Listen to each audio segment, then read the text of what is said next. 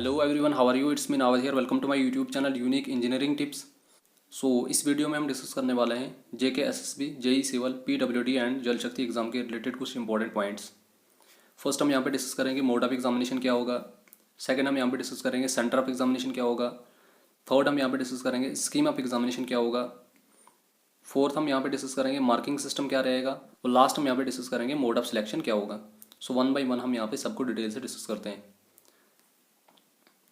So first we will discuss about what will be the mode of examination.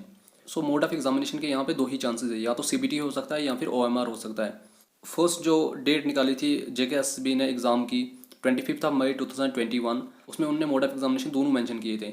CBT भी mention किया था और OMR भी mention किया था। लेकिन अगर हम देखेंगे करंट सिनेरियो के हिसाब से मैक्सिमम जो चांसेस हैं वो सीबीटी के ही हैं, बट मे बी ओएमआर भी हो सकता है।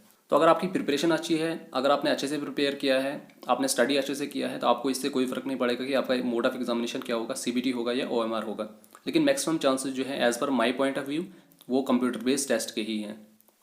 जब डेट ऑफ एग्जामिनेशन अनाउंस हो जाएगी और जब एडमिट कार्ड्स आ जाएंगे, उस वक्त आपको ये क्लियर हो जाएगा कि मोड ऑफ एग्जामिनेशन क्या होगा, सीबीटी होगा या ओएमआर होगा। मैंने आपको ऑलरेडी बता दिया कि अगर आपकी प्रिपरेशन अच्छी है, अगर आपने अच्छे से प्रिपेयर किया है, तो इससे आपको कोई फ़र्क नहीं पड़ेगा कि एग्ज़ाम जो है सीबीटी हो रहा है या ओएमआर बेस्ड हो रहा है। मुझे लगता है कि मोड ऑफ एग्जामिनेशन के बारे में आपको ज़्यादा नहीं सोचना चाहिए, तो अभी आपको प्रिपरेशन पे ज़्यादा फोकस देना चाहिए। नेक्स्ट हम यहाँ पे डिस्कस करते हैं सेंटर ऑफ एग्जामिनेशन क्या रहेंगे। यहाँ पे अगर हम सेंटर ऑफ एग्जामिनेशन के बारे में डिस्कस करेंगे, the J and K service selection board shall notify the venue और सेंटर ऑफ एग्जामिनेशन सेपरेटली। जो सेंटर ऑफ एग्जामिनेशन रहेगा, वो जब एडमिट कार्ड आएगा उस वक्त आपको सेंटर ऑफ एग्जामिनेशन पता चल जाएगा कि आपका सेंटर ऑफ एग्जामिनेशन कहाँ है। तो मैक्सिमम जो सेंटर ऑफ एग्जामिनेशन होंगे, कुछ इसमें जम्मू में सेंटर्स होंगे और कुछ इसमें कश्मीर में होंगे। तो हमारे जो जम्मू डिवीजन के मैक्सिमम डिस्ट्रिक्ट्स हैं उनके तो जम्मू में ही होने हैं। अब जम्मू में किस जगह होगा वो आपको एडमिट कार्ड में पता चल जाएगा। जब आपका एडमिट कार्ड आ जाएगा, एडमिट कार्ड पे आपको क्लियरली लिखा होगा कि आपका जो वेन्यू है या सेंटर ऑफ एग्जामिनेशन है वो कहाँ पे होगा। No representation or request for change in this record shall be entertained whatsoever be the reason. ये मोस्ट इंपॉर्टेंट पॉइंट इनने यहाँ पे बताया हुआ है। आपको जो सेंटर ऑफ एग्जामिनेशन अलॉट हो जाएगा उसको आप चेंज नहीं कर सकते हो, चाहे आपके पास कोई भी रीज़न हो। एक बार जो बोर्ड ने आपको सेंटर ऑफ एग्जामिनेशन अलॉट कर दिया या अनाउंस कर दिया, you can't change the centre of examination whatsoever be the reason. आपके पास कितना ही सॉलिड रीज़न क्यों ना हो, आप उसको चेंज नहीं कर सकते हो।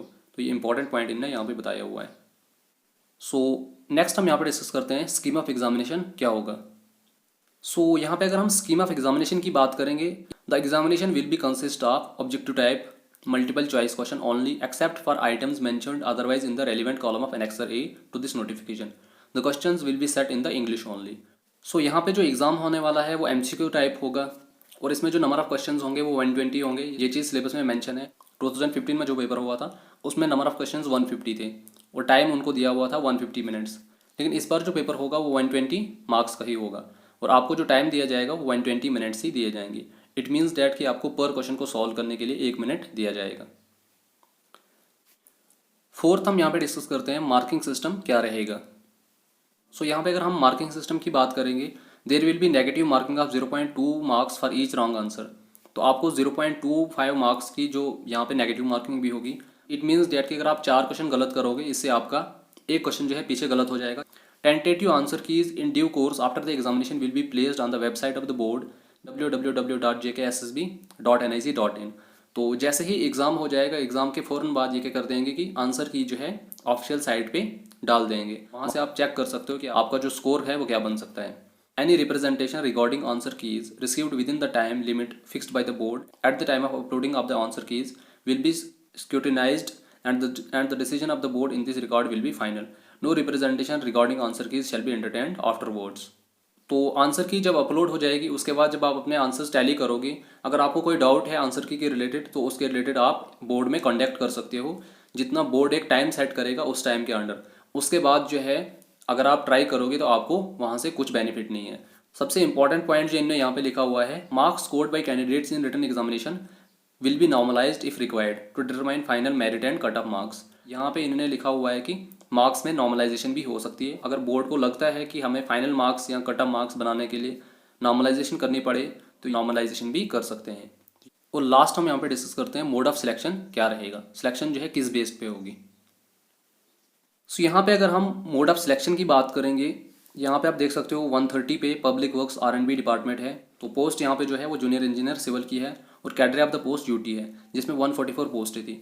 यहाँ पे अगर हम मोड ऑफ सिलेक्शन की बात करेंगे, यहाँ पे इन्होंने क्लियरली लिखा हुआ है the selection for the post shall be made on the basis of merit obtained in the written examination only.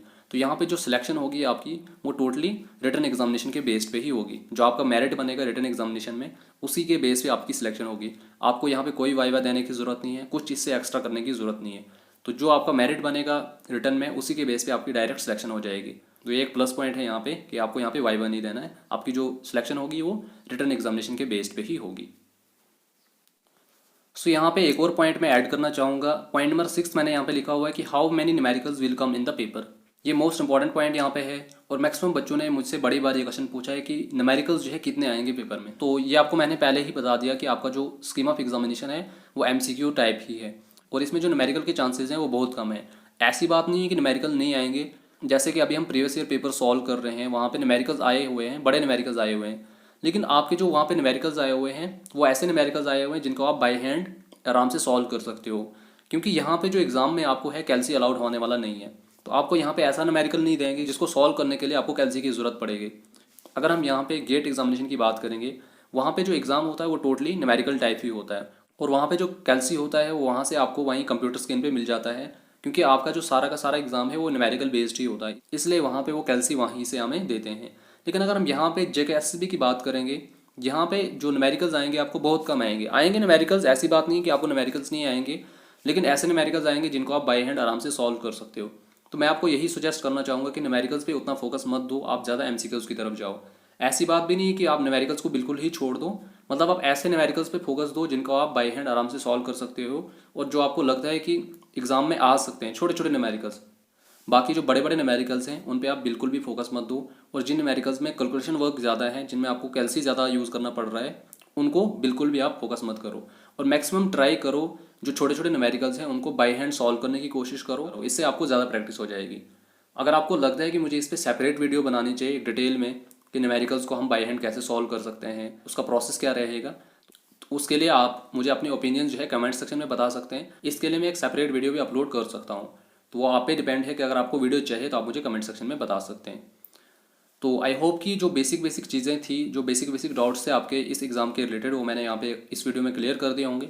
अगर आपको फिर भी कोई चीज़ ऐसी लगती है जो आपको डाउट है इस एग्ज़ाम के रिलेटेड और कुछ पूछना चाहते हो, वो आप मुझे बता सकते हो, मैं नेक्स्ट वीडियो में कवर करने की कोशिश करूँगा। सो अगर आपको वीडियो पसंद आई होगी तो वीडियो को लाइक कीजिए, शेयर कीजिए, कमेंट कीजिए और अपने फ्रेंड्स के साथ ज़रूर शेयर कीजिए। So thank you so much and keep supporting.